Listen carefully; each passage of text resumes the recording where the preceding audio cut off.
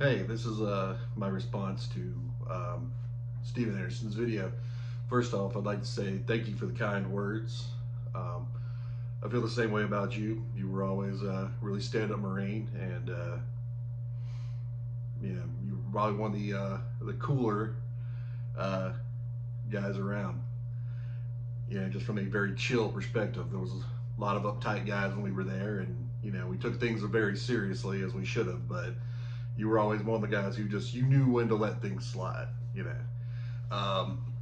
Now, as far as the video, um, the older I get, the less I really make with making points.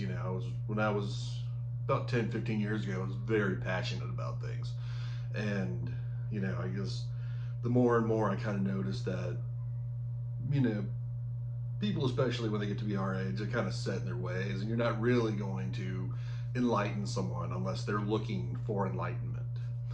And so I really just kind of make observations. I just put it out there, and I let people see what they will. And with the Texas lifting the mask mandate, um, it's not necessarily something that I agree with, but the same token, we're never going to know how it's going to play out one way or the other until they actually do it. And, it's only going to be in the weeks and months to come that we're going to say, wow, that was a bad move. Or, okay, well, maybe that wasn't such a bad move. Maybe this COVID isn't as, going to spread the way that we've always been dreading and fearing. Um, Particularly if people are not going to follow the mandates. If everybody was wearing the masks and doing the things that they are supposed to be doing, it could possibly, potentially be done by now. But, as I was saying to another Devil Dog last night, 244 years of American history, we've never, ever, you know, um, listened and gone by mandates or anything of that nature. We're rebellious by nature. Our founding is based upon rebellion. We had an entire civil war based upon rebellion, and so you're never going to get people to do what you want them to do, and so it kind of makes it a moot point right about then. It doesn't make it the right thing to do, you know. Like I said, it could be potentially be over by now, but unfortunately, we'll never know because we don't ever, follow those guidelines. Um, and I completely agree with you on the idea of the human spirit. Um, it's a beautiful thing, us. Patrick Swayze, said in that movie in Point Break that you brought up, that the entire idea behind them was to show all those people in their little metal coffins that the human spirit is still alive. And I find it interesting, that now, you know, people who tend to view things from the right, and by the right I mean by conservative values, are saying don't live in that fear, and I agree with that. Don't live in fear. You know, um, I don't think that anyone should. If we were following the guidelines, like I said, and do what we're supposed to be doing, then, like I said, it wouldn't even be an issue at this point. But so, but I also find it interesting that after 9/11,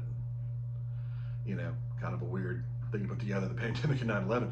But if you look at it from that perspective, after 9/11, there were many people on the left, liberals, who were saying that, you know, don't we can't go with all these mandates because we can't live in fear. We can't let the terrorists win by, you know, putting all this security at the airport, by, you know, doing away essentially. I mean, that's what the law did afterwards.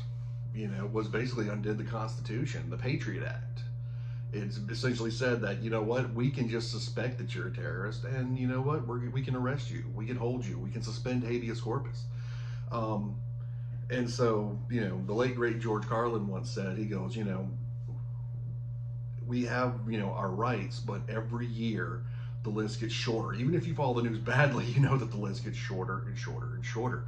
And so, is this potentially another form of control? Are the mask another form of control? Have we slowly just allowed ourselves to be completely dominated by the powers that be?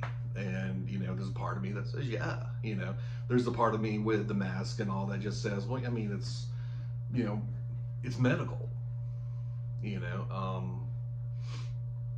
know, the people are saying that,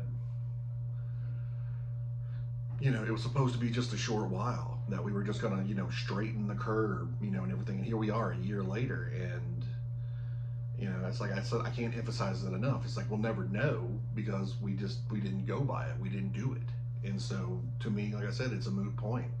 We can, we can watch Texas. Really, all we can do. I guess somebody had to do it, and they're saying, hey, we're gonna sit here and we're gonna open everything back up and just see what happens. And it could go completely downhill. It could not. I hope that it doesn't. I hope that, all these people are going to be fine. I hope that this was just a case of overcaution because, I remember for like the last 20 years at least since I've been paying attention, that about every year there's some medical thing that's coming down the pike. There was SARS, there was, bird flu, swine flu. Every year there was something that made us all go, oh crap, man, it's like, we're all gonna die, it's gonna get us, the zombie apocalypse. And nothing ever happened, and this is probably one of the worst ones because, we've got 500,000 people dead, and I've had, a friend of mine pass away from it. God rest his soul. So, it's really my 2 cents on it. That's probably kind of rambled on a little bit there, but I really think that,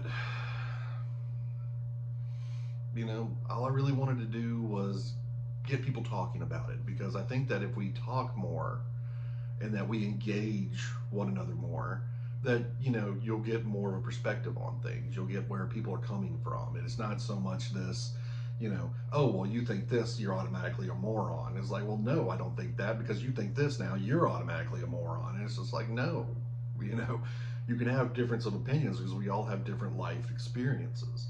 And there are guys that I truly respect and admire who are Republicans, and there are people who I truly respect and admire that are Democrats, and vice versa. I know people who are Democrats and or Republicans, and they're friggin' morons. So I think we need to stop making things so partisan. It's not just so much that, oh, well, I'm conservative, I believe this. And it's just kind of like, no, it's possible. Myself, for instance, I tend to be left of center, is the way I describe myself. I'm pro-choice, but at the same token, I'm pro-gun. I have things that I'm conservative about, and I have things that I'm liberal about, because I have my own opinion, I have my own thought process on it. And that's really all I had to say on all that. Sorry, I kind of rambled on there. All right.